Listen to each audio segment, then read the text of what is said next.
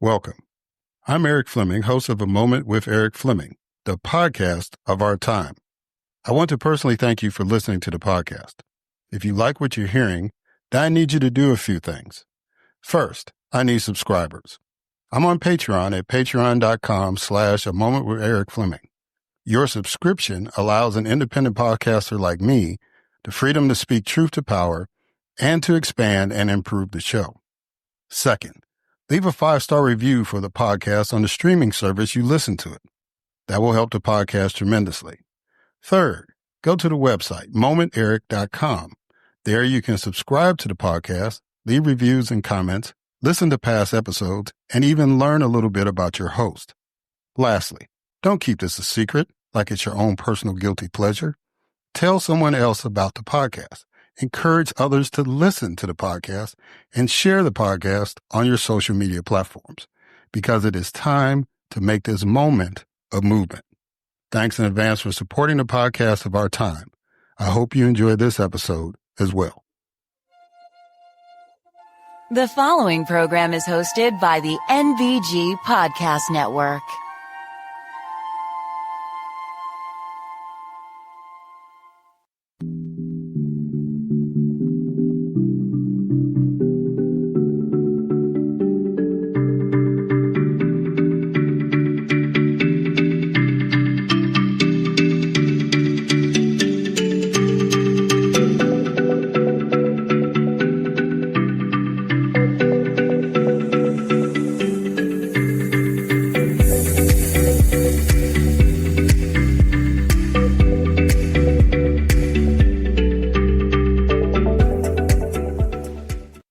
Hello, and welcome to another moment with Erik Fleming. I am your host, Erik Fleming, and we're getting into season 12 now. This is going to be the second episode, and I've got two guests on who are two individuals who are definitely smarter than me, but most of my guests are smarter than me, that I hope that y'all get something out of the conversations. One is going to be talking about Haiti and, the relevance of its history to where we are now and why we kind of have perceptions about people from that country, right? And then we've got another guest who has written a book about repetition and the subtle power of it, right? And of course, we dive into how it plays in the politics, but the book is geared more toward the arts, but, there's some relevance to the discussion. So I hope y'all listen to that and y'all get some joy out of that. Still trying to get 20,000 subscribers on patreon.com/A Moment with Erik Fleming. And, we're still going to be pushing that goal, throughout the year. And I'm not saying that it's going to be easy, but I just believe it's going to happen because I know that you are going to do it and you're going to tell a friend and and that friend's going to tell a friend and it's just going to happen. And I appreciate those of you who have been sending feedback in and not just supporting me, but supporting the guests even that have come on the show because that means that people are listening. And so I greatly appreciate that and encourage you to go to the website, momenterik.com to, you can leave those comments on the website. Don't send me marketing and spam and all that stuff because that's going to get deleted out. That's not going to make it to the website. But, sincere reviews, comments, did you like a particular guest? Do you like the show? All that kind of stuff. Again, momenterik.com. And you go ahead and leave those there. 5-star rating, the whole 9 yards. You can go to that website and, check out other guests that I've had on, other episodes. Yeah, so do that. Support the podcast, patreon.com/A Moment with Erik Fleming. It's only $1. Subscribe for the whole year. Oh, well, $1 a month. So I guess that'll be $12 for the whole year. And momenteric.com is the website where you can link on to do a subscription, but you can also, learn a little bit about me, a little bit about the podcast and all those things. All right. So I've done all that housekeeping and I've got some comments because, like I said, this whole thing started with me being frustrated about things. And so a couple of things happened over the last week that more than frustrated me. It pissed me off, actually. And so I'll talk about that. But let's go ahead and kick this thing off. And as always, we kick it off with a moment of news with Grace G.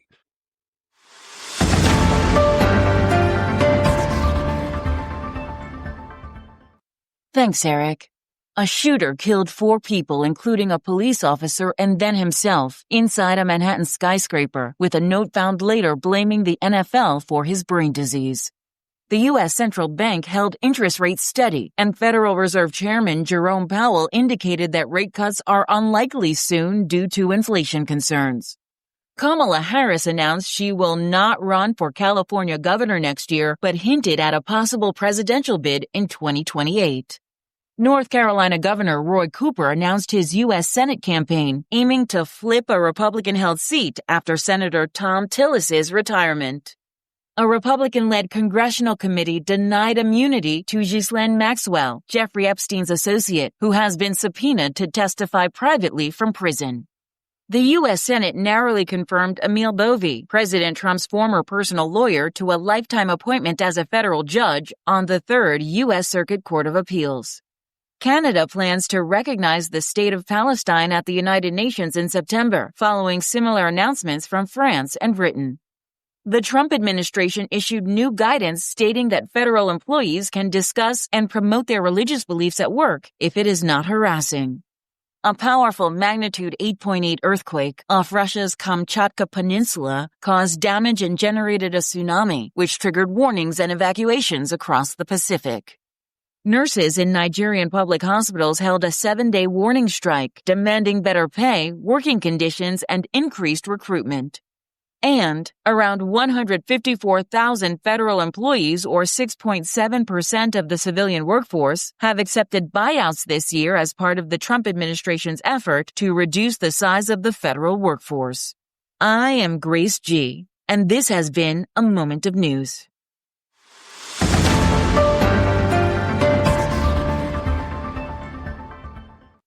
All right. Thank you, Grace, for that moment of news. And now it is time for my guest, Dr. Marlene L. Daut. Marlene L. Daut is professor of French African American Studies and History at Yale University. She is the author of Barandon Vaste and the Origins of Black Atlantic Humanism, Tropics of Haiti, Race and the Literary History of the Haitian Revolution in the Atlantic World, 1789 to 1865, Awakening the Ashes, an Intellectual History of the Haitian Revolution, and The First and Last King of Haiti, The Rise and Fall of Henry Christophe. She is also co-editor with Gregory Perot and Marion Rohrleichner of the volume Haitian Revolutionary Fictions, an anthology, and with Kayama L. Glover, A History of Haitian Literature. Ladies and gentlemen, it is my distinct honor and privilege to have as a guest on this podcast, Dr. Marlene L. Daut.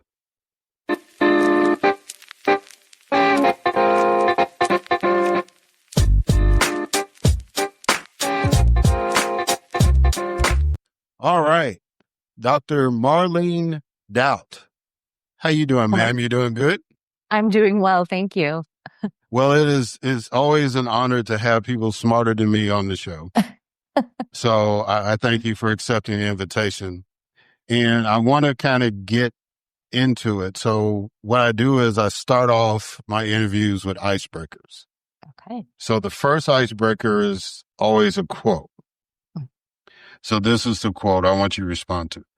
I'm worried that most people who only know U.S. history or have spent all their time in the comfort of living in the United States really don't understand the kind of danger they can be in. They are more interested in their own personal security, their own personal wealth. The entire history that I'm studying shows things can be extremely fragile, and all it takes is people not standing up for what's right. What does that quote mean to you? Oh, well, you know, I think we're kind of those of us living in the United States right now, but in many places in the world are essentially seeing what happens when people don't stand up for what's right, when they are more concerned with the fact that they have a job and they have a home, or they're not an immigrant, that they're not in danger of being deported. But when we see injustice happening to people, you know, we have all of our great leaders in the civil rights movement explained to us, you know, injustice anywhere is a threat to justice everywhere. And so that's what it means to me, is that just because maybe a lot of people don't really think about Haitians, maybe it's an abstract place to them, that what is happening to Haiti and Haitians can happen anywhere when you look at the long history of the world, which is much older than all of us by thousands of years. We have seen every type of civilization crumble, and no civilization has been immune to it so far. And none of us can foretell the future. So all we can do is take care in the moment and make sure that we are constantly fighting for justice. Yeah. All right. So then the next icebreaker is what I call 20 questions. Mm-hmm. So I need you to give me a number between 1 and 20. Okay. Let's say 4. Okay. How should we balance individual freedoms with the common good?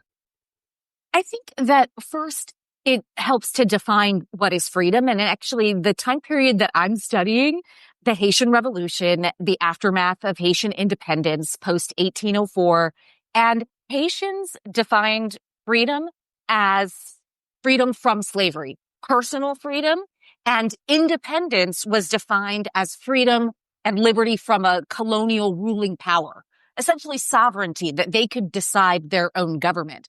And I think that a lot of people actually confuse those things or conflate those things, freedom from slavery and independence. And I think partially one of the reasons that happens is because, you know, a lot of the circles that I run in and that many of us on the U.S. side are familiar with are the arguments of, you know, kind of U.S. political theorists who really don't make the distinction when they talk about the ideals of liberty of the founders. They fail to distinguish that actually for most people, personal liberty meant not being enslaved. And independence meant not being beholden to Great Britain, meant creating your own government, being sovereign. And I think that confusion persists today when I see people talk about how the country was founded on ideals of freedom, failing to distinguish freedom for whom and from what. And I think if we got back closer to the arguments and understandings that people had in the 18th century when these things were being hotly debated, in large part because of the Haitian Revolution, we would have a greater understanding of why for many people in the United States, that democracy doesn't feel as liberating as it does for those at the top. I think of the Langston Hughes poem, right? Why, oh, why does democracy mean everybody but me? Wow, that's pretty heavy. Look, so how did talk to the listeners about how you came from being a little old Haitian American girl in California to a distinguished professor at Yale University dropping dimes like that? Well, you know, one of my favorite Haitian authors is a historian anthropologist, a late historian anthropologist named Michel Beautreau. And he wrote a very formative book called Silencing the Past, Power and the Production of History, which was published in 1995. And in it, he talked about, or rather his family members have said as well, that, you know, history sits at the dinner table in a Haitian family. And so, you know, I was constantly hearing about Haitian politics, but I didn't actually know that much about Haiti's history other than I knew the names, Toussaint Louverture, Jean-Jacques Dessalines, Haiti's founder. But I wanted to delve more deeply into the deep history of essentially, I say, the land where my mother was born. It was a way to get close to my mother. My grandmother had dementia for most of my life growing up. So she had all the stories and she couldn't tell them to me. And so I had to go and find them. And I found myself being very envious of other Haitian Americans who would say, my grandmother told me this, my grandfather told me that I didn't have that because my grandfather was not with us and my grandmother was not in the place to tell me those stories. And it's interesting because when I was in graduate school and I decided, I want to study the Haitian Revolution, so many people said, oh, no, don't do that. Nobody knows where Haiti is. It's not mainstream enough. You'll never get a job. But the thing is that when I went to graduate school, I wanted to be a novelist. I went to graduate school because we were in a deep recession and I thought I better do something with my time. What am I going to do? And I fell in love with also teaching. And so that's the reason I became an academic. And I found that people who are trying to warn you from doing something, most of the time, they don't have ill intentions. I truly think that.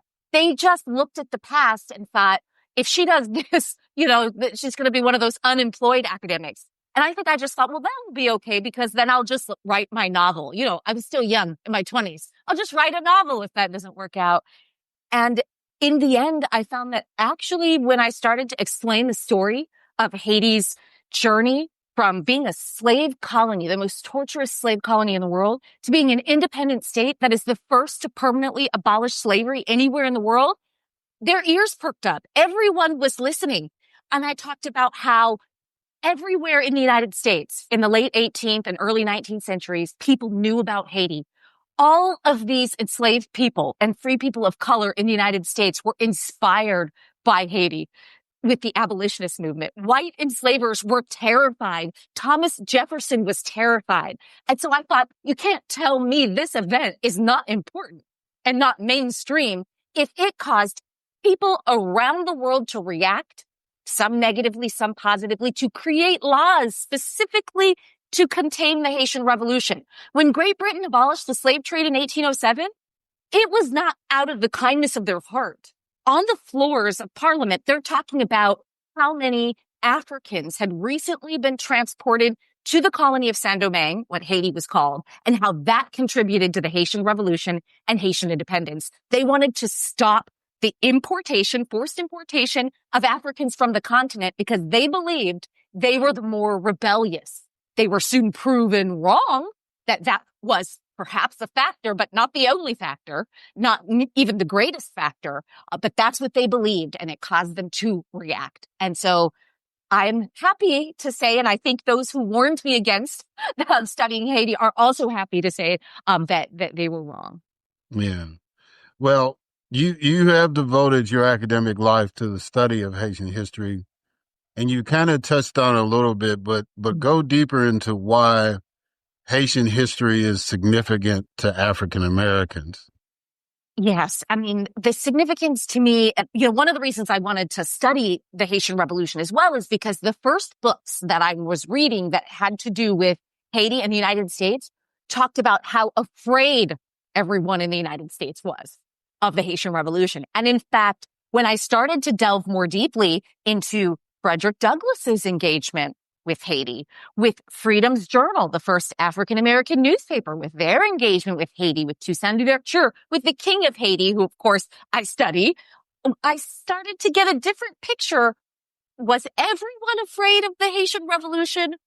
Because Gabriel Prosser wasn't afraid of the Haitian Revolution when he started his revolt and rebellion. Nat Turner wasn't afraid of the Haitian Revolution. John Brown, a white abolitionist, was not afraid of the Haitian Revolution. And these are individuals, anti-slavery activists and abolitionists who have known interest in the Haitian Revolution and took inspiration from it.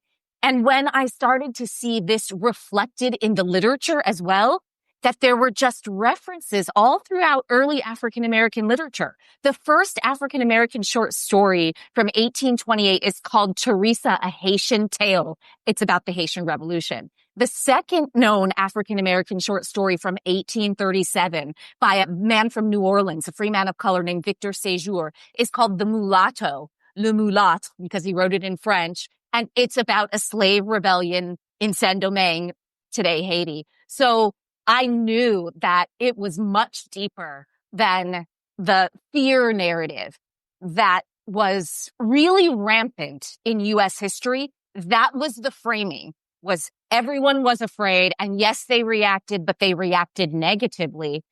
And I wanted to show that it wasn't the case, that when we talk about everyone, usually people are meaning in historical circles, white everyone's. And if we put Black Americans back into the frame, we see it is hardly the case at all, and not even all white Americans. The most famous speech about Toussaint Louverture was from 1861 by a white abolitionist named Wendell Phillips. William Lloyd Garrison, a white abolitionist who started the Liberator, he was interested in Haiti. They talked about it all the time in the pages of the journal. And so we have to have a fuller sense of history and look for things that don't just confirm what we already believe, but actually look for the stories we're not paying attention to because they have in many ways been deliberately silenced. Yeah. I'm dating myself because there used to be a series of Black historical comic books. Yeah. So the first time I ever heard of Toussaint Louverture was in this comic book. It was a whole depiction about how he led the slaves to revolt against the French, da, da, da. And I'm like going, there is no way I would have learned that in school. I mean, never even thought about teaching that. And so, you know, so that has always been in the back of my mind. I just remember that comic book issue because it's like he's in full battle, you know, back then with the hat and the overcoat and all that stuff. And he's standing with one foot on the hill, you know, got the hand in the breast, all that kind of stuff. And it's like on this comic book cover. And I was like, why aren't we talking about this guy? Even the people like, you know, Malcolm X and Martin Luther King, Nkrumah, all them guys, I never heard them say the man's name. Now, it's definitely hard to, if you're not fluent in French, it's really hard to say, but I mean, they didn't even, well, Malcolm alluded to it a little bit abstractly, but nobody really talked about this guy. And so this kind of leads into my next question, because you mentioned that Thomas Jefferson was one of those white folks that was afraid. And he was the president of the United States at the time. And so he refused to recognize Haiti as a sovereign nation. Mm-hmm. So how did that contribute? How much of a setback was that to Haitians, that the United States wasn't the most powerful nation in the world at that time, but they were the hot boys, I guess. They were the new kids on the block.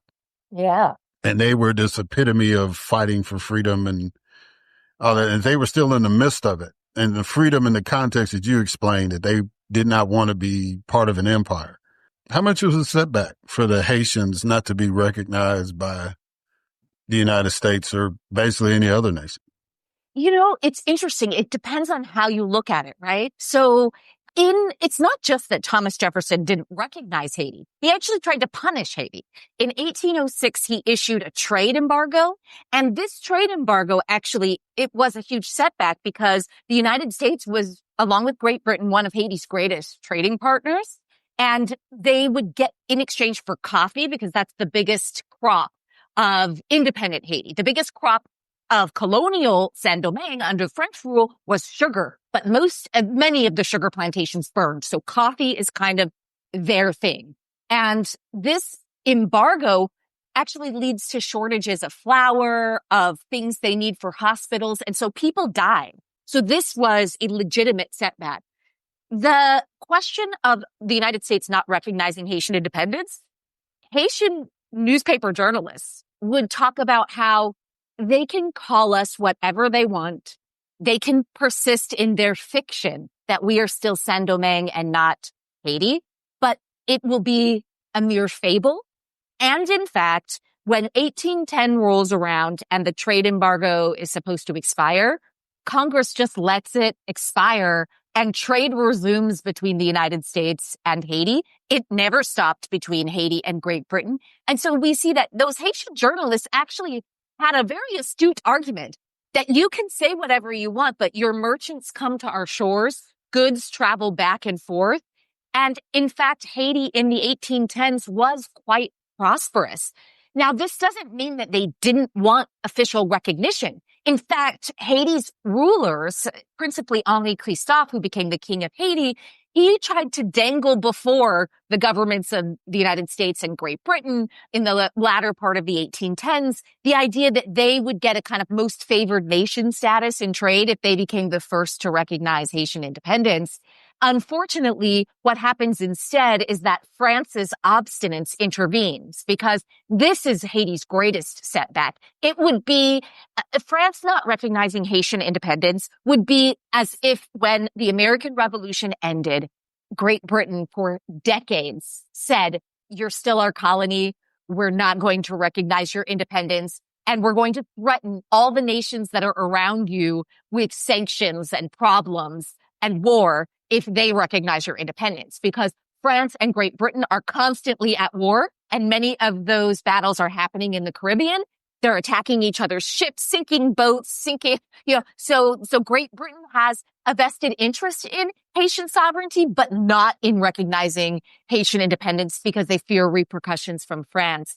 And so unfortunately what happens is by the time France does agree to recognize Haitian independence in 1825, they do so only by exacting the price of 150 million francs from the Haitian government. They say, yeah, okay, we'll recognize you after all this time, essentially because we have no choice. We see that you would rather go to war than become our colony again, but you're going to have to pay us. And unfortunately, again, one of Haiti's rulers, a man named Jean-Pierre Boyer, agrees to this, and it essentially destroys all that prosperity that had been created through the lucrative trade with the United States and Great Britain, because not only do they have to pay that amount, now they have to give France most favored nation status. And Great Britain says, oh, well, no, that doesn't work for us. And so they lose out on huge amounts of trade.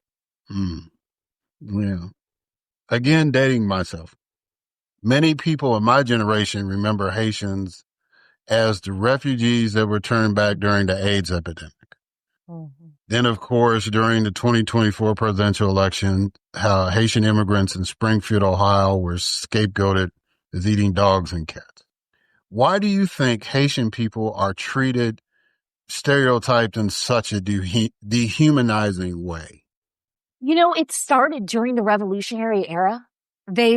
Thomas Jefferson, in a 1799 letter, he refers to the revolutionaries as cannibals of the terrible republic. And of course, he's referring to the French Republic, but in the Caribbean, that they are cannibals. And this was very common, to speak of the Haitian revolutionaries as out for blood, white blood, drinking blood. Jean-Jacques Dessalines, Haiti's founder, the most famous image of him depicts him holding up a white woman's head. The phrase he most became associated with in the context of Haitian revolutionary history in the early 19th century was coupe tête brûlé caille, which in Haitian Creole means cut off heads, burn down houses. So he would give all of these speeches. His most famous speech to me is the one he gave in April 1804, where he says, "I have avenged America." And yet in the 19th and early 20th centuries, and in certain circles today, Dessalines is a tiger out for human blood. That was literally one of the tropes they used in the era. And there is a through line from that kind of effort to dehumanize the revolutionaries, the freedom fighters, by calling them insurrectionists, brigands, rebels, and terrorists in their own era. That all contributed to the sense that they were not out for freedom, that they did not bring war in the name of liberty like the American revolutionaries, right? But that instead, they just wanted to kill white people. You know, and when I teach this history to my students, I say, what makes more sense? That they wanted to be free from slavery, or that they just wanted to kill white people? Because if they just wanted to kill white people, they could have done it all along. And for 300 years, when the Spanish were there first, they didn't only just wantonly kill white people. And even during the revolution, they didn't do that. Toussaint Louverture was known for saving the family that had enslaved him previously. People felt things just as they do now, even for people who had harmed them. And I think this is something that's really hard for a lot of people to understand. They want it to be a black and a white issue, and the Haitian Revolution was anything but. And I think that that mentality persists to this day. that when Haitian immigrants are framed as wanting to come to the United States so they can eat people's pets and commit crimes, what makes more sense? That they want to come here because they want to benefit from all this quote unquote liberty and equality that the United States keeps touting around the world like an ad, that they want to benefit from all of this, that they want safety and security for their children, that they can go to free public schools, which does not exist in Haiti. It's pay to play. If you don't have money, you can't go to school. What makes more sense? That Haitians want that, or that they just want to come here and eat people's pets and commit crimes and robberies? And I think that when you see the truth juxtaposed with the lies, the slanders, the libel, I say Haiti is the most slandered nation on earth. People will say anything and can get people to believe anything. As you mentioned, the AIDS crisis, that just randomly plucking Haiti out as one of the quote unquote 4-H's. And the medical doctor, the late medical doctor, Paul Farmer, in his book, AIDS and Accusations, shows that Haiti actually had the lowest HIV rates at that time of any Caribbean nation. And so, again, you can just say anything about Haiti and people will believe it. And that is that form of what Michel Wolfe-Touillot called Haitian exceptionalism. I find that is what persists today. 1799. That's a long time to carry a stereotype. That really is. Mm-hmm. So how has the history of Haiti led to the current unrest that is happening now in the country? I mean, in certain ways, we can see that it begins with Haitian independence and what you mentioned, nations around the world not recognizing Haitian independence because this puts pressure on the governments. France, during this time, it's not like they just sit back and say, we're not going to recognize you. No, France is repeatedly, throughout the first 2 decades of Haitian independence, trying to restore Saint-Domingue, in quotation marks, which means to bring back slavery and French rule. And as I mentioned, only when they couldn't do that did they decide, we'll get this money. And then a new form of war begins, an economic war. Haiti's president enacts these kind of draconian laws called the Rural Codes, which essentially reclassifies all Haitian citizens as laborers, says, we have to pay this money, so you're going to have to go back to the fields. If you're not elite or in the military or you don't know somebody, you're going back to the fields. And of course, this creates unrest. And that president, Jean-Pierre Bouillet, is overthrown in a coup d'etat in 1843. And this occasions a series of coups d'etats, overthrown governments, eventually an assassination. And the United States is going to use this turbulent history, even though the United States is also, during this entire time period, has a turbulent history, and so does France, as it keeps bouncing back and forth between Republican monarchies of various forms. So Haiti's instability during this time is hardly an outlier, but Haitian exceptionalist arguments can make it seem like it was. And so the United States, by the time 1915 rolls around, uses this history of instability to say, we're going to occupy. And they occupy Haiti for 19 long years.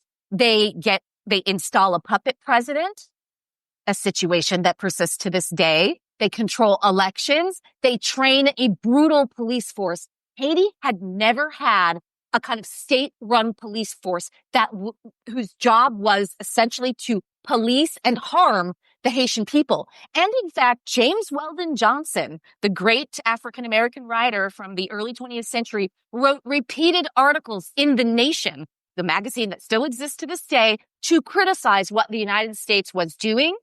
W.E.B. Du Bois wrote repeated articles saying, why are white Marines in Haiti harming peaceful Haitian citizens who have never damaged any U.S. property, who have never done one thing to the United States? What are we doing there?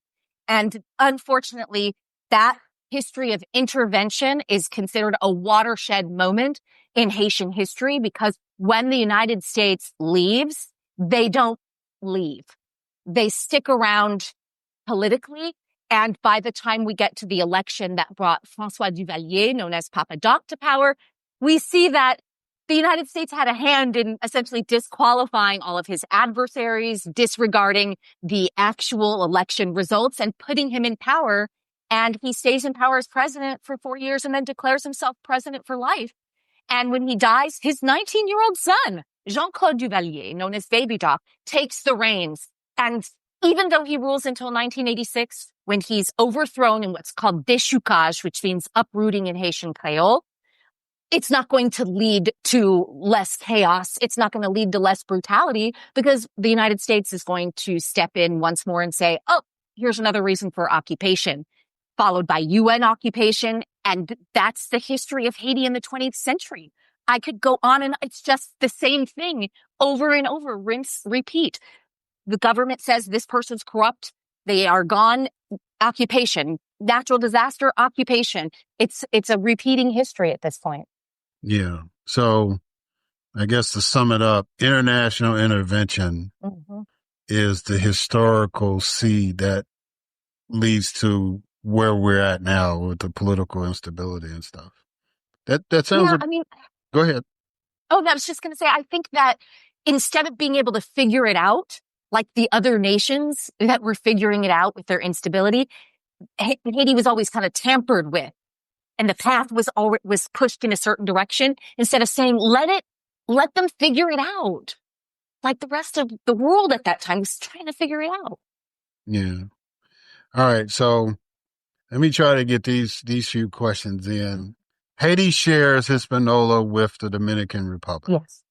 Recently, tensions have risen between the two countries to the extent that Haitian descendants who are citizens of the Dominican Republic had their voting rights taken away. Was there a period in time where those two nations had better relations? And what do you think it would take for those neighbors to achieve better relations in the future? You know what is very interesting? The time period that those two nations, which Haiti was a nation, but the Dominican Republic was a colony still, or what's now the Dominican Republic. During Jean-Pierre Boyer's reign from 1822 to 1844, the year after he was out of power, the whole island was Haiti, was the Republic of Haiti. And historians like Anne Eller, for example, talk about this as reunification, and that this reunification had broad support. But there was one group of people who didn't support it. And in her book, We Dream Together, she details how Dominican elites, white Dominican elites who, sort of painted themselves as Spanish, that they are real Spaniards, they never wanted to be a part of this. And so when Boyer was out of power, they seized on the opportunity to rebel. And unfortunately, those elites shaped the history to the extent that in Dominican history to this day, that period of reunification is called colonization. And Dominicans celebrate their Independence Day in 1844 as independence from Haiti, even though those Dominican elites invited Spain to recolonize them, which they did. So they had actually several periods of independence, quote unquote. And, the stereotypes that Dominican historians and Dominican elite of the 19th century created about Haiti and Haitians were kind of a piece with what the United States was doing. Oh, they're cannibals. Oh, they're criminals. And this came to a head, actually, in 1937 under Dominican dictator Rafael Trujillo, when he ordered a genocide of Haitians living along the border of Haiti and the Dominican Republic in what's known as the Massacre River. And ever since that time, there has been, of course, deep animosity and a lot of attempts to kind of reshape the history to paint Haitians as the aggressors and therefore deserving of any punishment, including stripping them of citizenship and voting rights. Yeah. And I think it's ironic that very river you talk about is kind of like a swap meet or a discount mall now for Dominicans, because they'll go over there and they'll buy stuff from the Haitians on the river and, get it cheaper than what they would get, I guess, in their main cities. Absolutely. Yeah. History is amazing. I love it. So you were inspired, excuse me, by Haitian literature to become an authority on Haitian history. Do you hope that your books inspire future generations, and what do you want people to take away from your works? Oh my goodness. Yes. I was inspired by people's writings like Michel Trujillo, as I mentioned, Silencing the Past, and Julia Scott's The Common Wind. That I was so inspired by other people's writing that's what I wanted to do. Because I saw how, The Common Wind, which was Julia Scott's dissertation, was never published until I think it was 2020. And as a book by Verso Press, so it's now available. And The Common Wind, of course, refers to the British poet William Wordsworth's famous poem about Toussaint Louverture. in which he says there's not a breathing of the common wind that will forget thee. Because, of course, the French are going to kill, essentially, Toussaint Louverture by deporting him, arresting him, and leading him to die in a French prison. And when I saw the effect that that work had, not just on me, but on essentially all my colleagues, Vincent Brown, the author of Tacky's Revolt, talks about it as a mixed tape. We passed it around the dissertation since it wasn't a book. Everyone wanted to read it. You had to get your hands on this dissertation. When I see the power of these words written so long ago in the 1970s, and we were in the early 2000s all reading it, and it was just as relevant. It wasn't obsolete. It was as if he had written it yesterday. I knew that if I could make something that even 10 people would read and it would change their mind about Haiti and Haitians, that would be of value. And, you know, my latest two books, Awakening the Ashes, which is an intellectual history of Haiti, and The First and Last King of Haiti, I think are where I sort of honed most deeply my craft in trying to tell the story of the Haitian Revolution and Haitian independence and its aftermath in a way that hopefully broader audiences can understand. That the Haitian Revolution, I always say, is for everyone. It involves the story of how everyone got free because it changed the world. It embarrassed the United States. It embarrassed France and Napoleon. That's why they didn't put it in their history books. That's why I never learned about it in any school history book, because this is embarrassing. If your argument is that the U.S. founders couldn't abolish slavery because nobody thought of it at the time and it was not the way of the world, the Haitian Revolution shows you many people thought about it. The history of slave revolts and rebellions preceding the Haitian Revolution, which is what I talk about in Awakening the Ashes, also shows you many people thought about it. It's that everyone problem again. Who is everyone? And in fact, what I show in Awakening the Ashes is enslaved people in the Americas vastly outnumbered the enslavers. So it's safe to say that popular opinion of the time was that slavery was wrong when we look at the vast number of slave revolts and rebellions, not just in the Caribbean, but in North and South America, all over. And so with The First and Last King of Haiti, the takeaway was, here is what Black sovereignty was striving to be. He was trying to create a free Black sovereign nation, imagined as a kingdom, because that was the most popular form of governance and common form of governance at the time, in which Black people would determine their own futures. You know, I mentioned that France kept trying to invade. Do you know what King Henry did? When he'd had the last straw in 1816, he said, I'm going to issue a trade embargo against France. We're just banning all their goods. This was not a person who was afraid of, well, what would that look like? What will France do? He said, the more who come, the more we will kill. If they must come, let them come. He didn't say we're going to go over there and do anything to them. If they must come, then let them come. But we're ready to fight them. And he created a massive citadel that could house 30,000 soldiers in order to prove to France. And you might say that the French were convinced that they couldn't come and retake it because they never brought their troops onto the shores. They did all kinds of other things to test the waters, but they didn't do that. They didn't dare do it again because they knew that they had opposition. Yeah. So being the brilliant person that you are, you already answered the last question. So how can people get a copy of those books, Awakening the Ashes and The First and Last King of Haiti? And how can people reach out to you other than signing up for your class at Yale? How can people get in touch with you?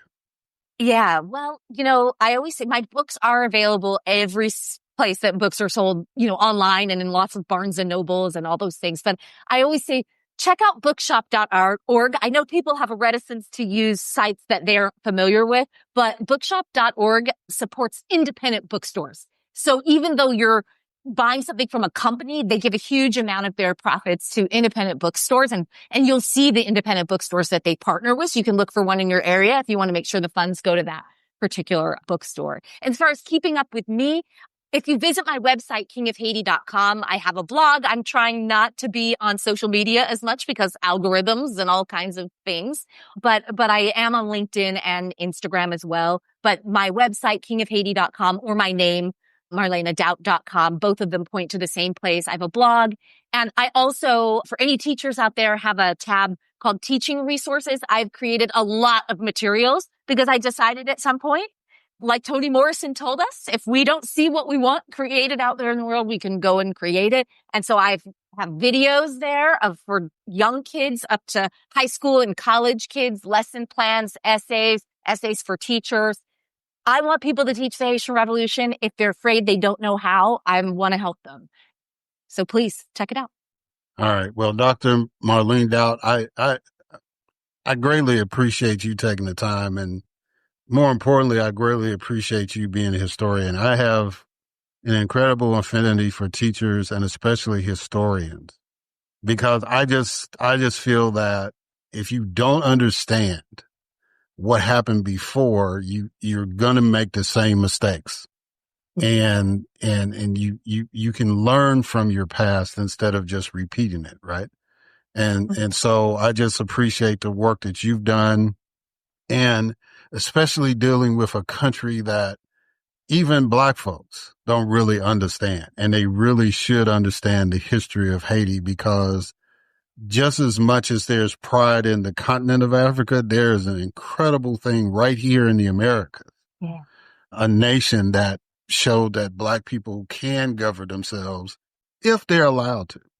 And so anyway, I don't want to get off on a soapbox, but I just want to thank you for dedicating your life to that work. And I thank you for coming on the podcast. Well, thank you so much for having me. It means so much to me when people want to talk about this history and spread the message, again, that right here, our neighbor, it matters what happens in Haiti, and Haitian history matters too. All right. All right, guys, we're going to catch y'all on the other side.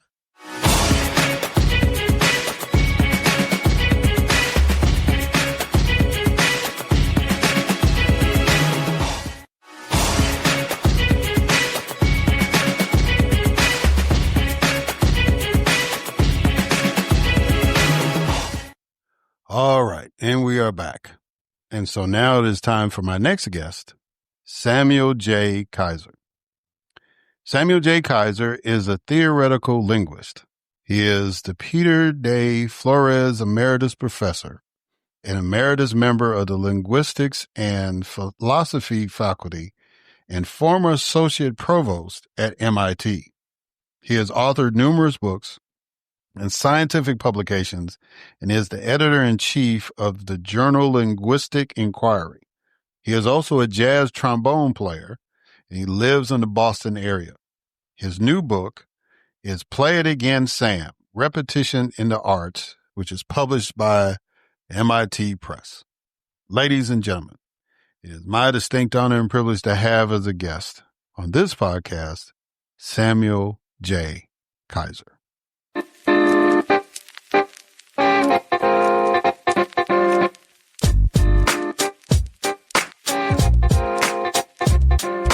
All right. Samuel J. Kaiser. How you doing, sir? You doing good? Pretty well. Thank you for asking. Well, I'm glad to have you on, and we're going to talk about your book a little bit called Play It Again, Sam. And I know this is a book that talks about repetition, and we'll get into all that and the science of it a little bit. But this is a political show, so I'm gonna get you into a political conversation. Not too deep, but I think you'll understand where I'm going with it once we get there. But I'm just glad to have you on, and it's really an honor. So what I do is on the beginning of my podcast, my interviews, I do a couple of icebreakers. So the first icebreaker is I want you to respond to a quote. And this quote is, "We must resist the temptation to regard global perception as no more than careless perception." What does that quote mean to you? Well, I mean, I think that quote is right on. What it means is what you see is not what's there. We are creatures that have been shaped by evolution to survive in this particular environment. But the best example that I know of that what is really out there and what you perceive that is really out there are two different things. For example, when you're looking up at the night sky you see tiny little pinpricks of light called stars. That's not what the sky looks like.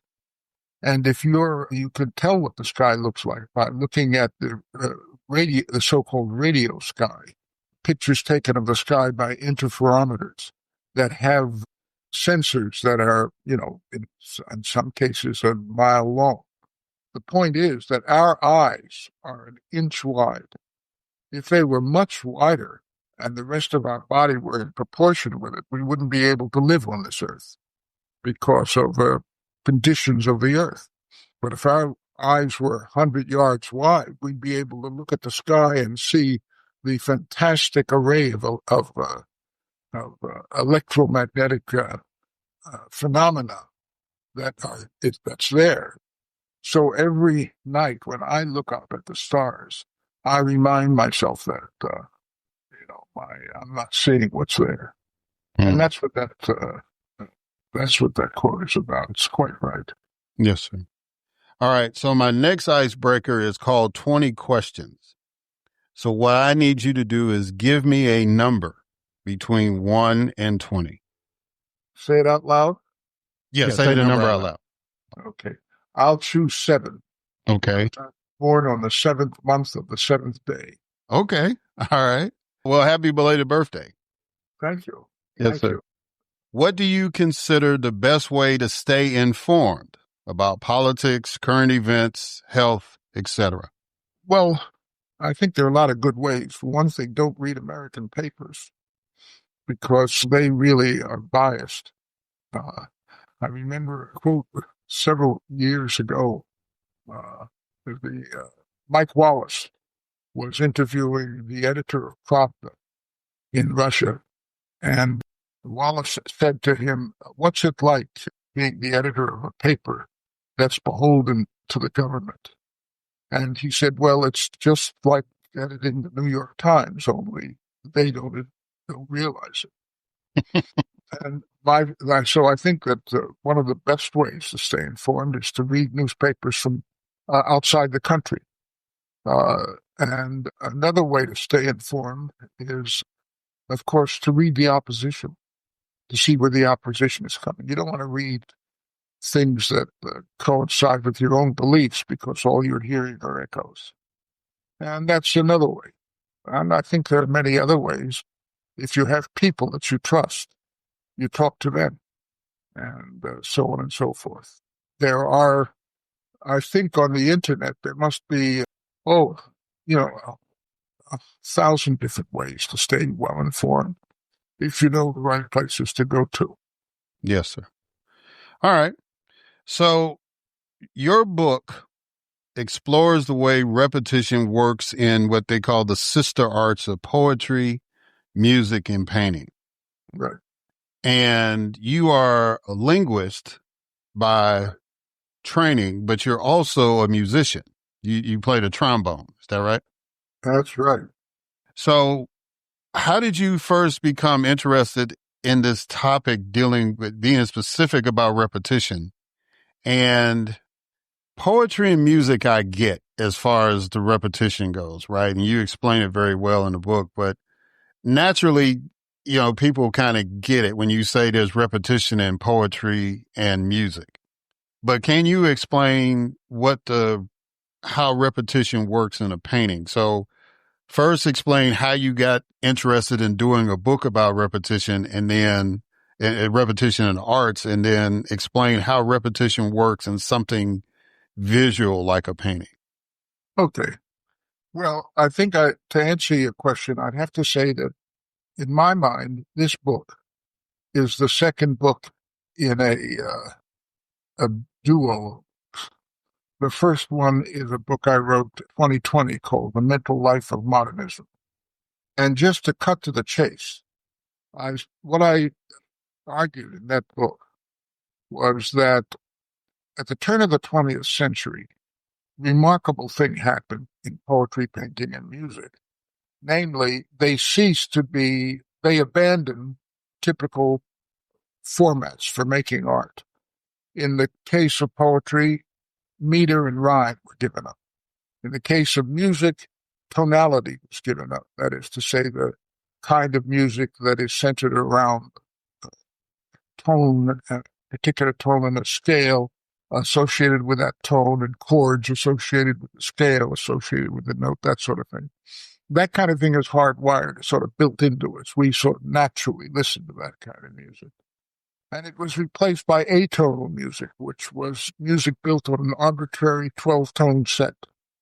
And the rules were pick 12 tones, any 12 notes you want, and make music out of that. But here's a constraint: you can't repeat any of the notes until you've used them all up. So there was kind of built into this a kind of an anti-repetitive notion. And with respect to painting, well, most painting before the 20th century was really aimed at representations of the natural world.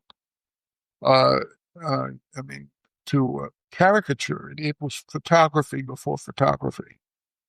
But, of course, that's much too simplified, but it's an easy way to get at what I'm saying. So what happened was that these three art forms abandoned all of these predilections, all of these art forms that appeal to natural predilections of the brain, forced art to find new ways of thinking about making art. And the point of the first book was that particular forcing of people to think differently was not new.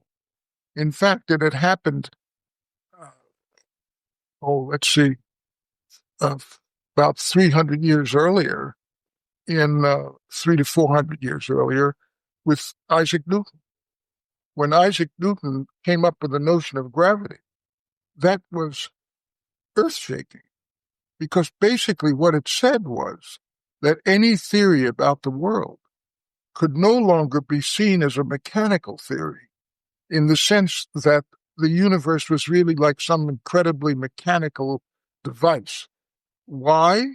Well, in a mechanical device, every part of the mechanism has to touch some other part of the mechanism. And what Isaac Newton showed was that it's possible for two objects to influence one another, even when they're billions of miles apart and not touching. I mean, that was really news, but it worked. It explained too much to be sort of poo-poo. You had to accept it if you were a scientist. But if you accepted that, you were forced to think about the world in a different way. The world was no longer made up of theories based on common sense perceptions of the world. Remember now, this is what your first quote was about.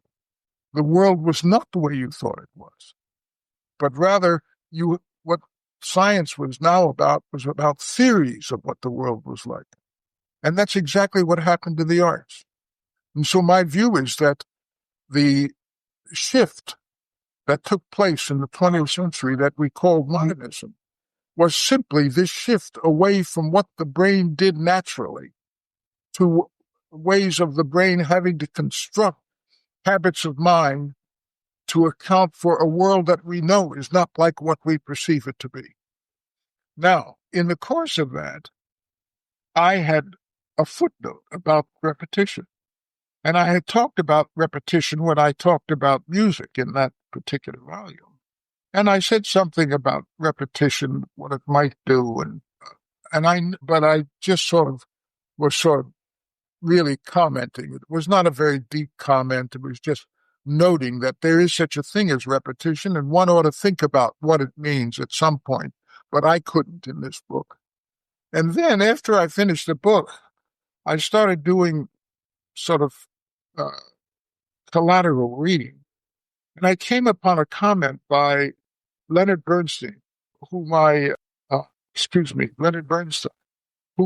have great admiration for as a musician and as a conductor and a composer. And he had said the reason why so little progress had been made in musical theory is because theoreticians paid no attention to repetition. And that got my attention. I said, well, that's right. I wasn't paying that much attention to repetition. Maybe I ought to think about it. And then This was the other shoe dropping. A friend of mine called my attention to an experiment that had been performed by a woman named Elizabeth Helmer Margulis, who was a musicologist at Princeton. And this experiment was a very simple experiment, but it was really telling. And here's the experiment. I'll tell it to you because it's not complicated at all. She took music by two masters of atonal music, Luciano Berio and Elliott Carter, and she deliberately doctored the music. And the way she doctored it was just using a computer's brute force copy and paste functions. She copied a bit of the music and inserted it again later on in the same piece. And so and she did it when the two pieces were next to one another and when they were farther apart. So think of it like this. Let's call the piece that she copied segment 1. So let's say the music can be divided into 5 segments, 1, 2, 3, 4, 5. The first doctored segment, which she called immediate repetition, came out 1, 1, 2, 3, 4, 5. The second doctored version came out 1, 2, 3, 1, 4, 5. So now she had 4 pieces of music, the originals and doctored versions, which by brute force only, no artistic considerations at all, just plain brute force copy and paste. She played it to 2 different audiences. One was an audience of ordinary listeners, students who liked music but had no special training. And she asked them which of the versions they liked best. And they replied they liked the doctored versions best. Then she took the same experiment to a conference where the attendees were all PhDs in music theorists.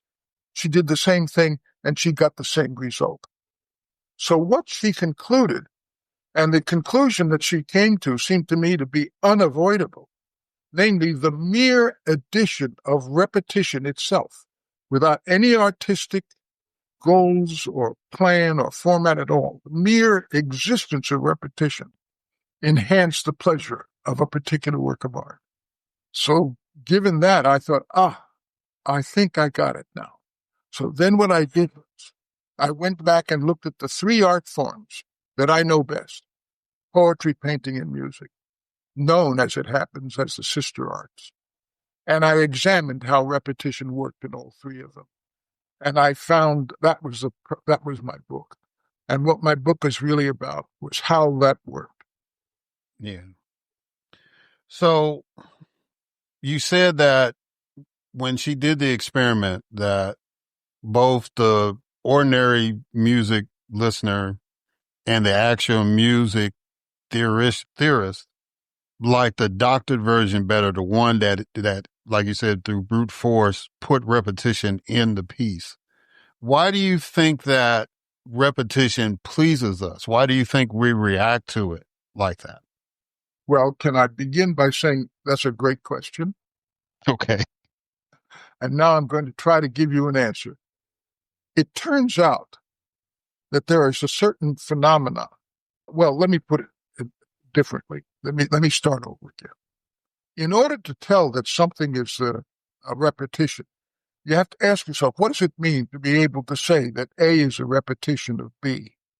Well, it turns out that you have to have the ability to do 2 things. One is to tell when they're the same, when they're identical, and the other is to tell when they're different. And these kinds of detectors, it turns out, are hardwired in the brain. Psychologists have shown, and neuroscientists who call these things prompts. And these prompts are hardwired into the brain. The human being has this ability.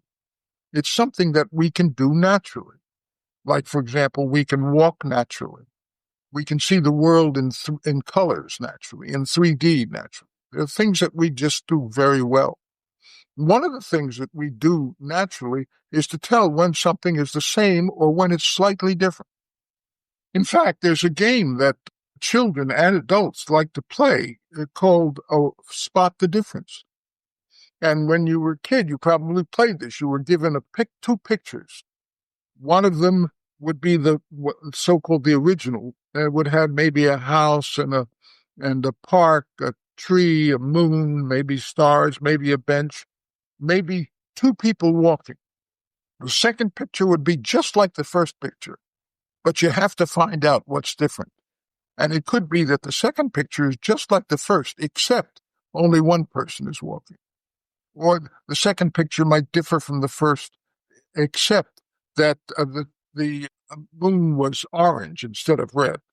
And of course, the more complicated you make these pictures, the harder it is to find the difference. And when you find it, you get a kick. And that turns out to be pleasurable. Why should that be so? Well, here's a possible story. And remember now, this is speculation because I'm very, very dubious myself of just so stories about why evolution puts things into our brains in a particular way.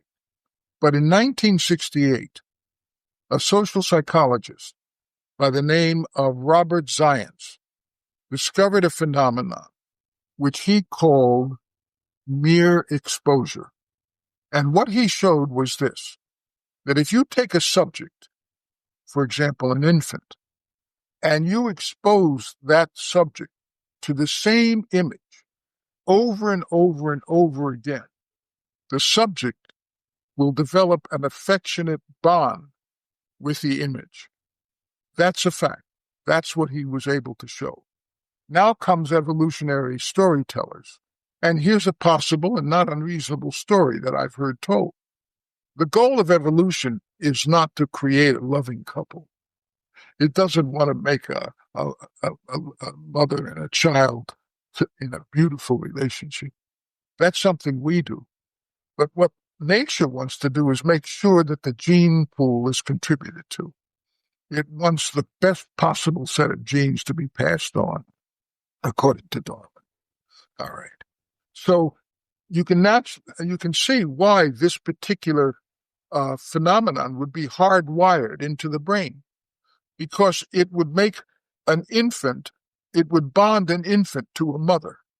And what better bond is there to give the infant the best possible chance of survival in the early months and years of its life than to be bonded to the creature who is going to do everything she possibly can to make sure that that infant survives.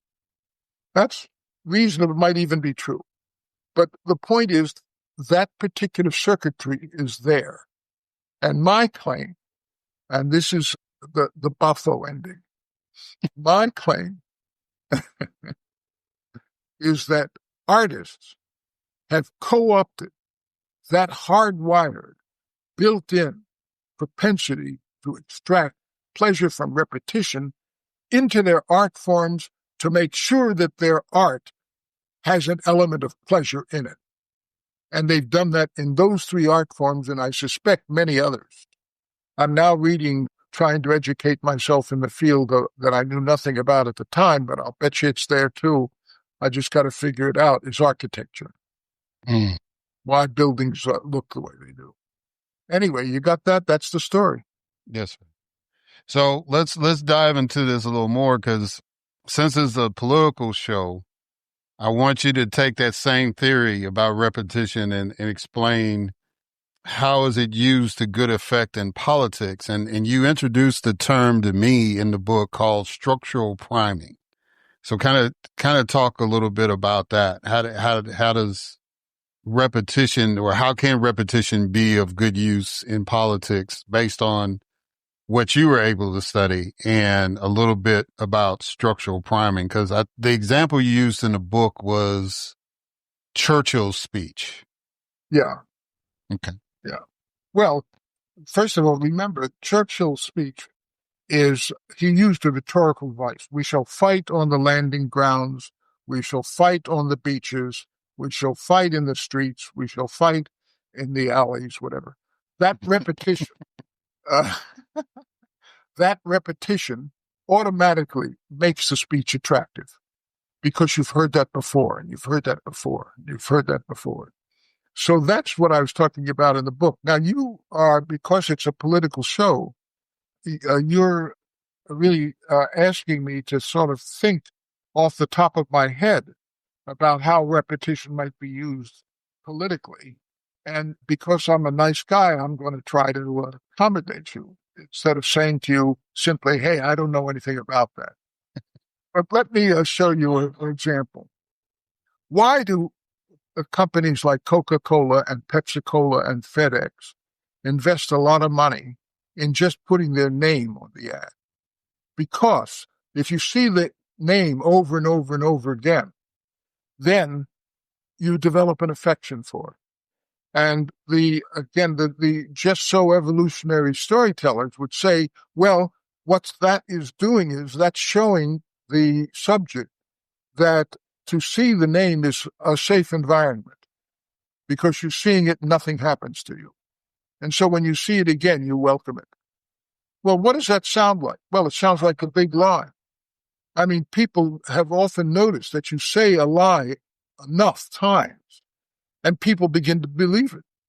Well, I think that there is a very strong possibility that to a large extent, we're hardwired to believe things that we hear over and over and over again that don't cause us any harm unless we think about it. Yeah. And that's good because I when I was thinking about when you were explaining the bond between a mother and a child, it's like and then the branding, like for products, it's a trust thing. Not only it gives us pleasure to trust in something. If I constantly, and I've run for office before, so if I constantly throw my name out there, whether it's on billboards or TV ads or radio spot, whatever, right? The yard signs, the repetition of my name is supposed to give you a pleasure and supposed to give you a trust. It's like, that's the person I need to vote for.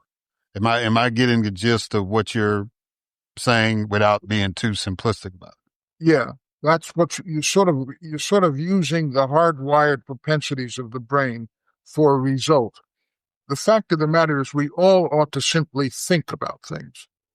We ought not to let the automatic mechanisms of our brain take over, but any particular proposition we ought to think about, and whether it's true or not, think about. Unfortunately, that's hard to do. It takes work. And people aren't inclined to think so much as they are to react. And that's just who we are as a species. It'll probably kill us. Well, I'm not trying to get into any Armageddon thoughts, but I do understand the concern. Yeah. I mean, take a look at these recent results on chatbot, where people use chatbot to write essays. Yeah. And they developed, I think, the format for the experiments. I haven't read this stuff carefully, and I urge you and your audience to fact check me on this, because I may be getting it all wrong, and that's why you got to think. But the way what I read a recent story about some research that was done in a nearby institution, reputable institution, and what they did was they had a group of people write a paper using chatbot, and then they had a group of people write a paper using only chatbot for references. And then they had a group of people write a paper, and they were not allowed to use any artificial means at all. And not surprisingly, the people who used chatbot for the paper and references couldn't remember a damn thing they'd written a week later. And the ones who used the references were a little better, but the ones who had thought about it themselves remembered a great deal. And so the use of these robotic devices in order to, as a kind of a crutch or an aid, you might say as an aid, can do you real damage, because it can simply appeal to the passive side of your brain, which says, oh, it's so much easier to let somebody else do it or something else do it. And that's I'm afraid that there's no substitute for thinking. And our ability to think is an incredible incredible gift of nature. Why we don't take advantage of it more, I don't know. Amen to that. As we say in the Southern Church, and I've used it many times on the podcast, is like those are the kind of points you need to say a little louder so the folks in the back can hear it. I don't know. There comes a time when, oh well, I think to myself, I'm in the end game, Eric. I mean, and there comes a time when you no longer want to yell so the people in the back can hear because you don't have a breath. I got you. All right. So last question. Do you have any concerns in this political climate about the arts? Well, it's a very good question, Eric. And I think the knee-jerk reaction is, oh, yeah, I do. Because of the notion of repression, of the notion of inroads on free speech and all of that. But I'll tell you something. I visited a country, Cuba, and saw the art scene in Cuba, which had developed during a similar period of social control. And the art was fantastic. I mean, it was so inventive, creative, alive, active, engaging, whatever you can think of. I think that there's something about the human spirit that is just like the blade of grass that grows up in the middle of concrete. So I think the arts will always survive because as long as there are human beings, because the ability of the brain to create is its greatest property. And you can decide not to choose it, not to use it, which is what so many people do. But there will always be people that will use it. And if they use it, there's no way to stop it. It's unstoppable. Yeah, it just when you said to use that blade of grass through concrete, I was immediately the song by Aretha Franklin, "There's a Rose in Spanish Harlem," right? And yeah, and I think that's a great analogy. So if people before you say the next thing, let's just say Aretha Franklin was one of the greatest. I mean, she was just an amazing singer and influenced so many singers after her, but she was just extraordinary. I'm sorry to interrupt. Go ahead. No, that's okay. That's okay. Praising the Queen is always good. Where can people get this book, Jay? Play it again, Sam, the repetition in the arts. Damn if I know.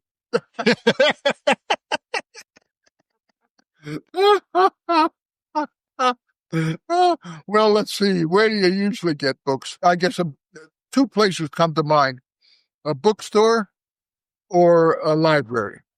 Okay. And I think the cheapest way to do it is to get your library to buy it. Okay. And so that's what you can do. It's available. I'm sure you can find it online, Amazon or something like that. But it was published by MIT Press. And so if you have this, just a modicum of skill, you can just put in my name and the title of the book, Play It Again, Sam. And you'll find someplace where you can buy it. Yes, sir. And if people want to reach out to you, how can people get in touch with you? Well, I'm on Facebook. I don't know. I guess you can do it that way. I'm in LinkedIn, and you can do it that way. And that's pretty good. Yeah. Okay. All right. Well, I don't have a web page. I never. I made one, but it was just too much to keep it up. I understand. Well, Samuel J. Kaiser, I greatly appreciate you coming on, sir. And I encourage people to get the book. I told them it was taking me back to school, but it's detailed and it flows. There's a flow to it where you can pick up where it's coming from. So I encourage people to get it. And I thank you again for taking the time to come on the podcast. I appreciate it. The gratitude flows the other way. Thank you for giving me some time to talk to you and to your audience. You're doing me a big favor. Thank you so much, Eric. Yes, sir. All right, guys. We're going to catch y'all on the other side.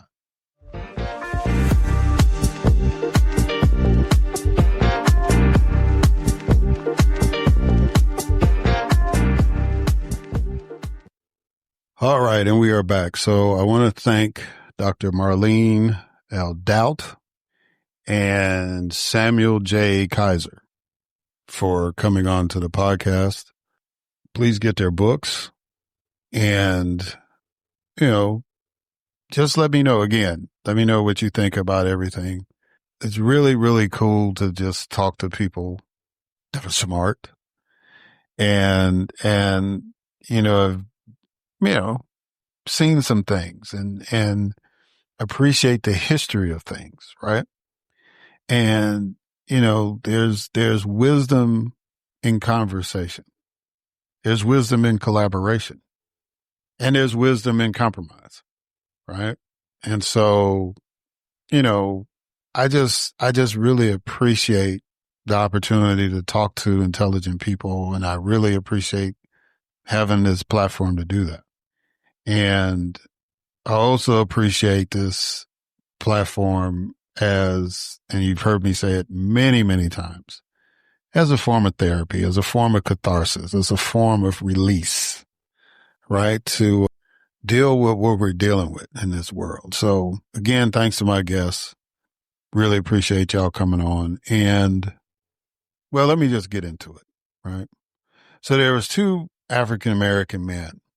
One, I have talked about his mistreatment before, but now it's just continuing on. And then a new brother who is emerging on the political scene. And they're dealing with these people who are really not intelligent people. They're crafty. They're devious. My favorite word is invidious, right? But they're not intelligent people. They're very base in what they do. And it's very easy to say, oh, well, you're being partisan and all that stuff. And it is true because it's partisan. And I say this, and I have to throw this disclaimer out every time because I grew up around Republicans. I know Republicans. I've had beers with them. I've smoked cigars with them. I've partied with them. I've lived my life. I've worked with them. I've lived my life around people. And then this crap happened. And I say that it evolved and took a whole new life. And my explanation of it is the last gasp, the last breath of white supremacy in this nation. And they're going out with a fight. They're not laying down and surrendering. They're trying to do some damage, right? But these people, right now have taken over the Republican Party. And to a degree that it's like, there are folks that try to be smart, Alex, and say that, well, it was the Republicans that freed the slaves and da-da-da-da-da. And I said, yeah, this party is not that Republican Party. As a matter of fact, this Republican Party this current one is more like the Democrats back during slavery or the Democrats during Jim Crow, especially in the South. That's what this Republican Party is. And if people get offended by that, so be it. As a black man who understands his history and who has experienced certain things in life, especially in the political world, I can stand 10 toes down and say that this Republican Party now is or would be comfortable having a Bull Connor or a George Wallace or a Strom Thurmond. As a matter of fact, Strom switched over to the Republican Party, right? Those guys would feel right at home right now. And some of their crazy cousins. That's where we are. Now, history is history. Yes, the Republican Party was the party of Lincoln, party of Thaddeus Stevens, the abolitionists, Frederick Douglass, all those guys, right? But the Republican Party now is more like Stephen Douglas, right? That's where we are. And that's the way they're acting, especially toward people that look and sound like me, right? And it's one thing to go after me. I've seen a few sunrises and sunsets, right? But these young brothers you going after, now they can hold their own, but it still pisses me off that they have to experience what they're experiencing. Take, for example, Isaiah Martin. He's 27 years old. He's a young man in Texas, wants to run, I think, for the 18th congressional district in Texas. I don't know who's in that seat now, but I didn't bother to do Ballotpedia or Google it, but I just know that he's running for office. So he came to the state capitol in Austin, I think, because they are having hearings throughout the state. And if you're not familiar with what I'm getting ready to talk about. So Donald Trump, the president, reached out to the governor of Texas, Greg Abbott, who, let me just say this, right? It's not nice. It's not kind to talk about people who suffer a handicap, right? But if there's going to be an exception in this world, it is Greg Abbott. I forget how he got his injury and why he's in a wheelchair and all that, but when you're as evil as he is, you shouldn't be offended that somebody calls you Hot Wheels or anything else. Y'all want to rally around him, that's fine. That just shows that y'all just as evil as he is. Because all the stuff he's doing, I mean, people have died because of him. People have frozen to death. People are being washed away through floods because of him. He is a harbinger of tragedy and pain. And his partner in crime, Ken Paxton, I think he's got some kind of disability too. I don't know. But both of them are very, very evil people. And don't throw that word around lightly. I know a lot of people are sensitive about that, or the fascist word or the Nazi word. I'm like, bruh, it is what it is. Even Paxton's wife of umpteen years finally said enough's enough. You know what I'm saying? At least she stuck it out for 30 something, I'm just saying, I don't care for these people, right? And they're all in the mix. So President Trump reaches out to Governor Abbott and says, I want to keep this majority in the House because the way it's going right now, we're going to lose it. So the only way we can do it is we got to alter the numbers. So I need y'all, since there's some concerns that were brought up by the previous Justice Department about how you redrew the lines, this would be a good time to go ahead and redistrict the district, but make it so that we get more seats. Now, when the census came out in 2021, Texas was supposed to get 4 new congressional districts, but the growth came in the Latino community primarily. So there was supposed to be, based on the census data, the potential for 3 new districts that would be represented by somebody from the Latino community. And then 1 probably to be majority black, right? So when the legislature in Texas redistricted, somehow, some way, they got more white districts out of that. And somebody broke it down that it's like they created 23 districts that eventually supported President Trump in the election, right? So now the plan, the map that they've revealed is that they want to increase that and make it 30. So basically, by the way the districts have been drawn and all that stuff, it'll be a net gain of 5. And I know the numbers would say 7 based on what I just gave you, but as far as actual districts, the way that they want to draw them, it'll be 5 new districts with a couple of districts that may have supported Trump, but could be swung for a Democrat, right? So, first of all, who is the president of the United States to tell a state to redraw their map and, so we could get more people? Because it was that easy. Barack Obama could have done that in 2010. I mean, he was trying to get the Affordable Care Act passed, and he was trying to get a budget still done.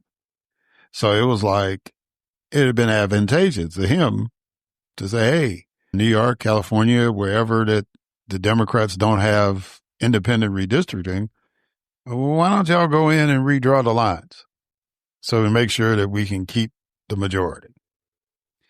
That's not the president of the United States' job. That's it's a violation of, I believe, the 10th Amendment. So that. But then you got a Governor Abbott and a Ken Paxton who say, oh, yeah, we'll do that. That's why I can say evil, right? Because there's nothing good out of that. You can't win it on the merits. You can't win it on the policy. You can't win it on what you've been doing these first years, of the second Trump administration. So you got to cheat? Because that's all you're doing. You're cheating. You're trying to change the rules in the middle of the game. You're only supposed to redraw the lines after the census. Now, if the court tells you to redraw the lines, that's one thing.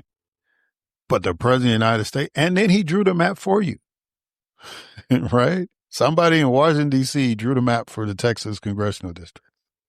And y'all are cool with it. I'm just saying, if you live in Texas and you hear this, you might want to reconsider your leadership, especially on the Republican side. Just a thought. Anyway, there's his brother, Isaiah Martin, and he, like other citizens, decided that he was going to show up at this hearing. Now, when they were doing the hearing, they didn't have the map, or if they had it, they weren't letting the people see it. They were just telling folks, this is what we're going to do. And it's been covered by the national media, so it's like people have a gist of what they're trying to do. Especially the president came out and said, yeah, we're going to get 5 more districts in Texas. Really? You are, Mr. President? How's that going to happen? Oh, they're just going to call a special session and redraw the line. So needless to say, people are upset in Texas. And so Isaiah Martin, who wants to be a member of Congress, decided to speak. The people at the hearing didn't like what he was saying, or I guess he went over his time because they only gave people like 2 minutes to speak.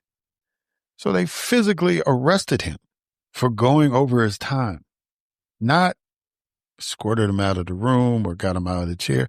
They arrested the man, put handcuffs on him because he went over 2 minutes, right? Needless to say, he came back the next day because magically the charges got dropped. He came back the next day and gave him a piece of his mind, which he should have, right? You arrested a man because he went over the 2-minute limit. Plus you didn't like what he was saying to you. Then the other gentleman, he's 29. He's one of the 2 Justins from Tennessee. And it's Justin Jones. You remember him and the other member who were kicked out of the Tennessee legislature for speaking out gun control. This was right after the school shooting in Nashville where a friend of the governor's got killed, right?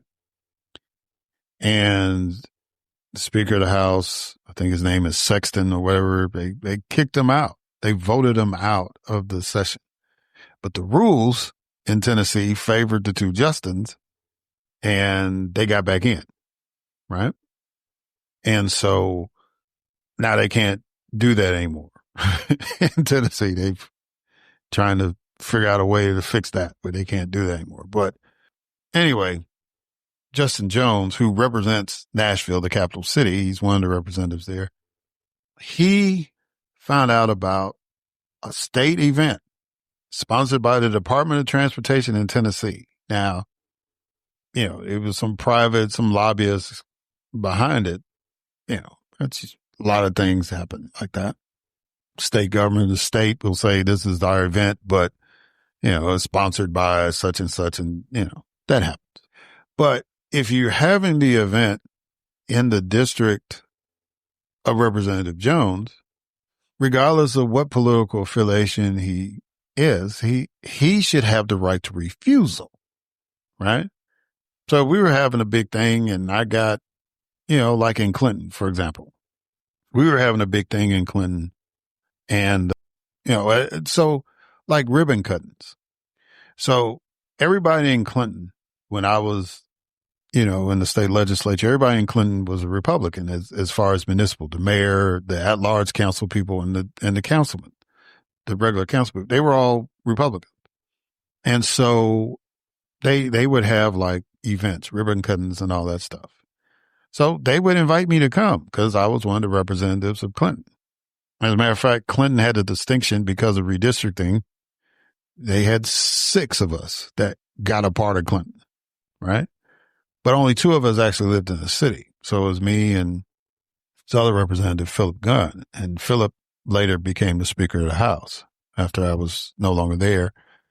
And I was, I guess, the senior member of the 2 because I was already in the legislature when Phil came in.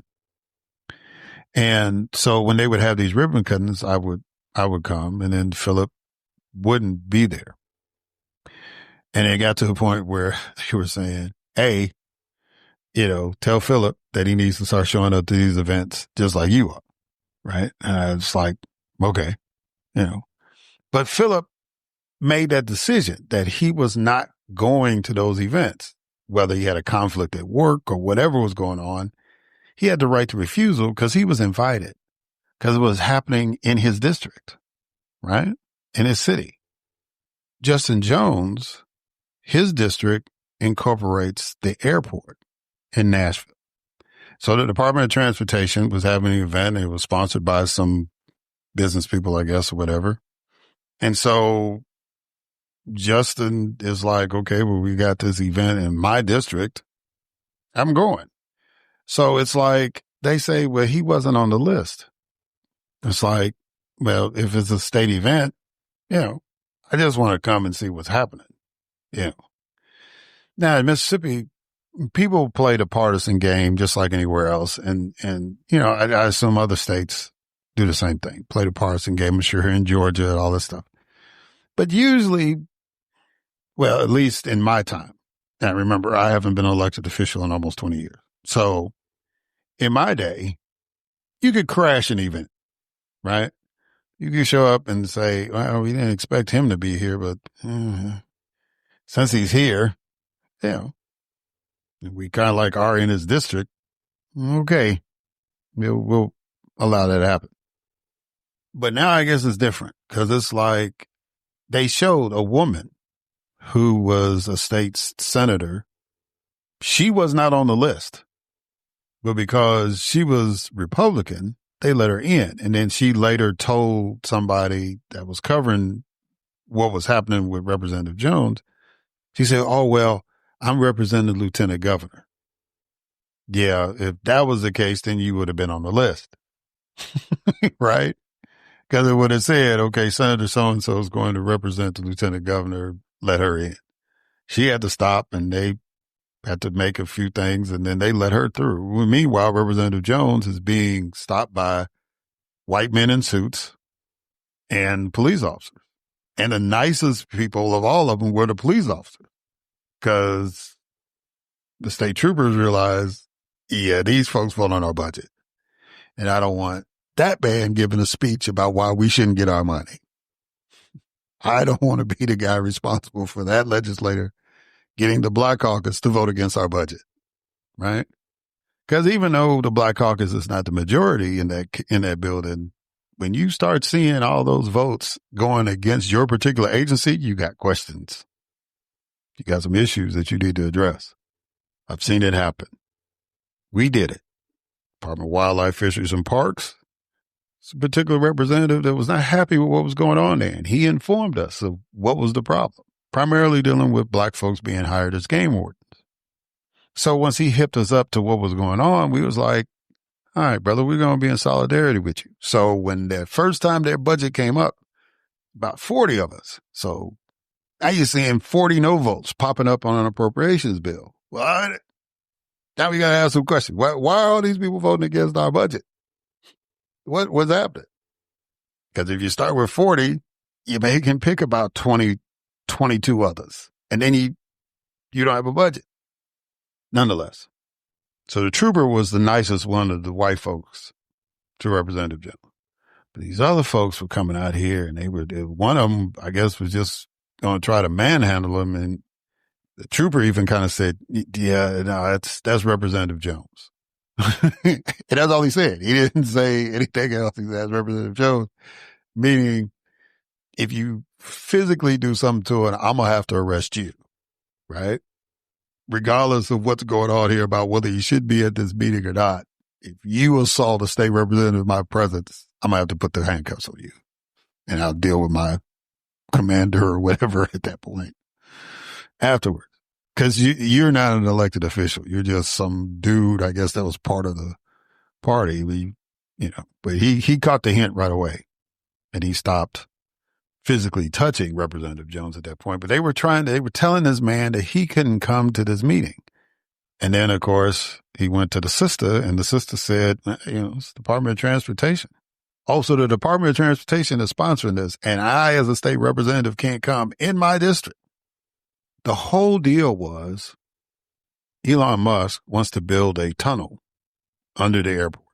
Kind of like the experiment he's doing in Los Angeles. He wanted to do the same thing.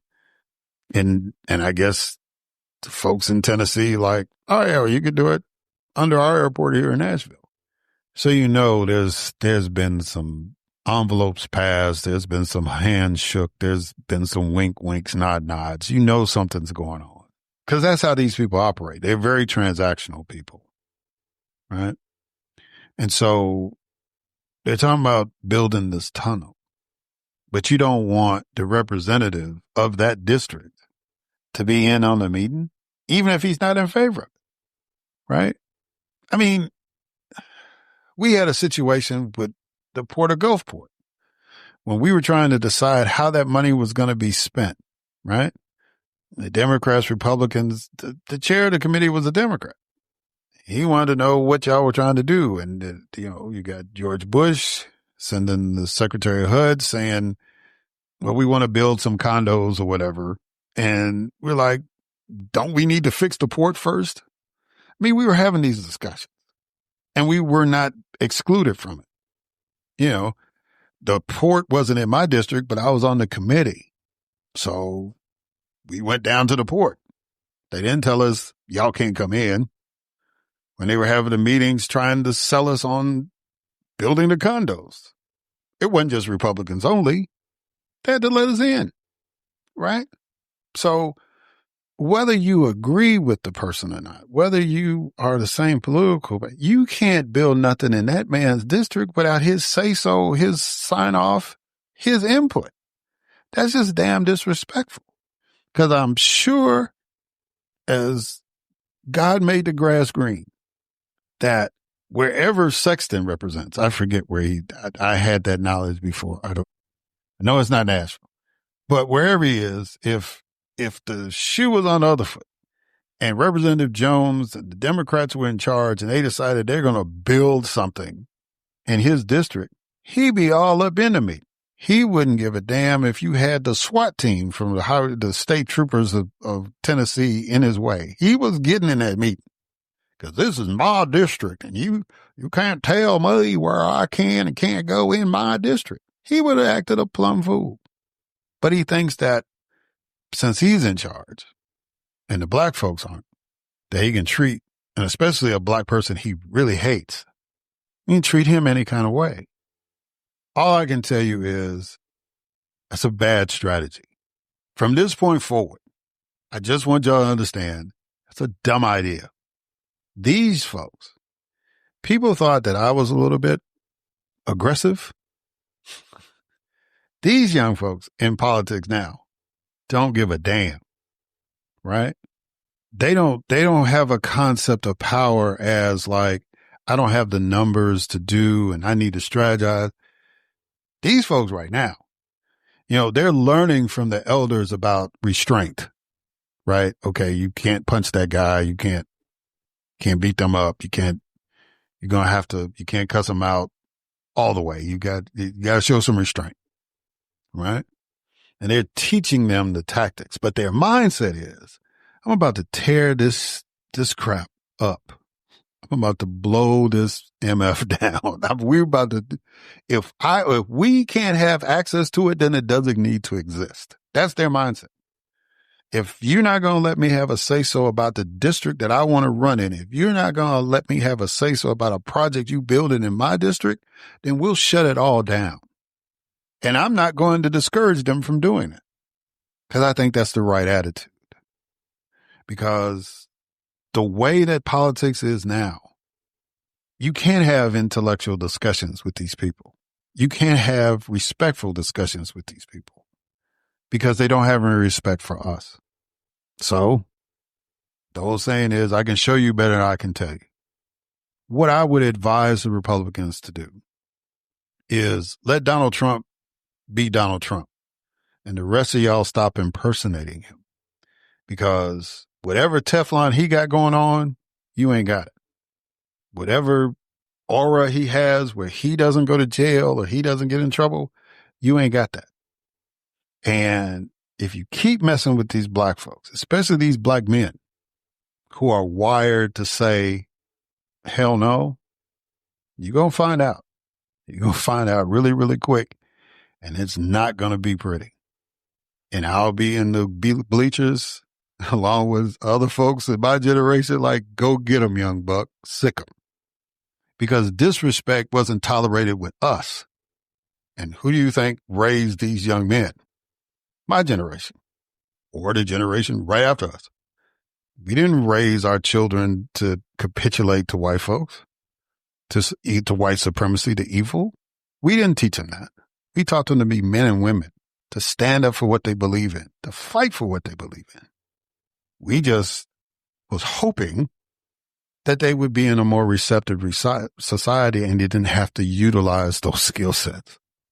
And if they did with the technology, we could find some creative ways to get around it.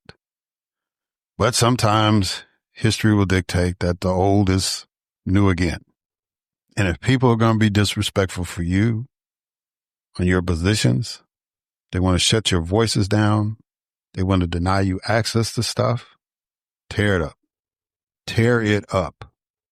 And once they get tired of you tearing it up, then maybe they'll want to sit down and talk. But the only way you can stop evil is to resist it. Now, Dr. King says the best resistance is love. No argument about that. The best way to end darkness is light. No argument about that. But you got to light a match in order to get light. Right? You got to generate some feelings, some passion to love. And anger, from what my parents taught me, is an expression of love. Because if they didn't care, they wouldn't say anything. So it's all right to get angry. It's all right to push those buttons. It's all right to challenge things to people that are disrespectful. If you want to win the battle, if you want to stay in charge, you need to be respectful. Use your power respectfully. Because if you don't, it'll be taken away from you. Period. End of discussion. I'm not advocating a particular way to do it. I'm just telling you that's how it's going.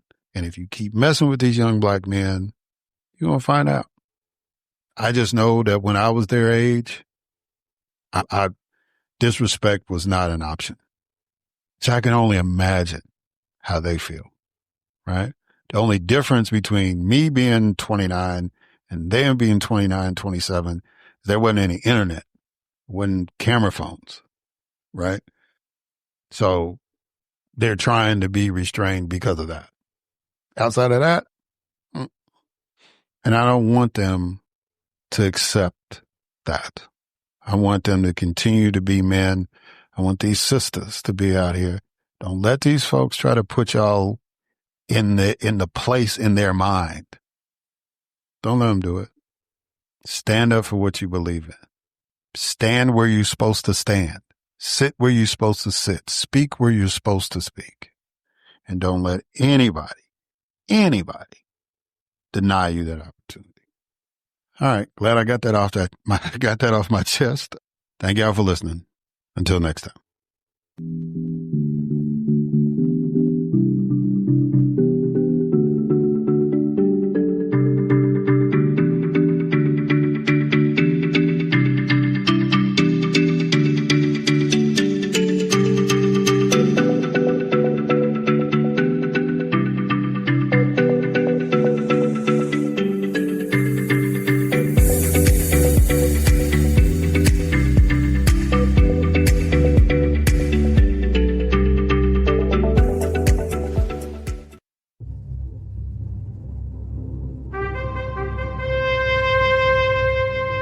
WPG Podcast Network.